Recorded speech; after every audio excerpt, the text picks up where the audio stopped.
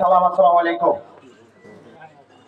প্রিয় হর্নি ইউনিয়নবাসী এবং নবীপুরবাসী, আপনাদের কাছে আমার একটাই অনুরোধ থাকবে, আপনারা 2001 সালে বিএনপি কে ধানের শীষ মার্কায় ভোট দিয়ে জয়যুক্ত করেছিলেন। এই দেশের প্রধানমন্ত্রী হয়েছিলেন তৎকালীন দেশনেত্রী বেগম খালেদা জিয়া।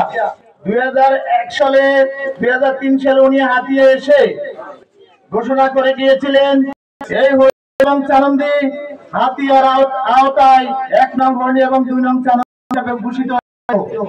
তারপরে আজকে অবধি পর্যন্ত আপনারা বিএনপির ধানের শীষ মার্কায় ভোট দিতে পারেন নাই।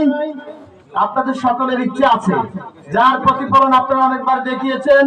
আপনারা এ হর্নি এবং চানন্দি বিএনপির ঘাঁটি, বেগম খালেদা জিয়ার ঘাঁটি, সেটা প্রমাণ আপনারা আগামী 2026 সালে ফেব্রুয়ারি মাসে যে নির্বাচন হবে সেখানে আপনারা দলে দলে একসাথ হয়ে সকল প্রতিকূলতা উপেক্ষা করে সকলে একসাথ হয়ে ধানের শীষ মার্কায় ভোট দিয়ে জয়যুক্ত করে হাতিয়ার আসনে যিনি ধানের শীষ নিয়ে আসবেন তাকে জয়যুক্ত করে এই আসন থেকে সংসদ নির্বাচনে তাকে নির্বাচিত করবেন।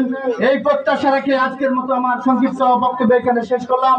সকলকে ধন্যবাদ। আসসালামু আলাইকুম।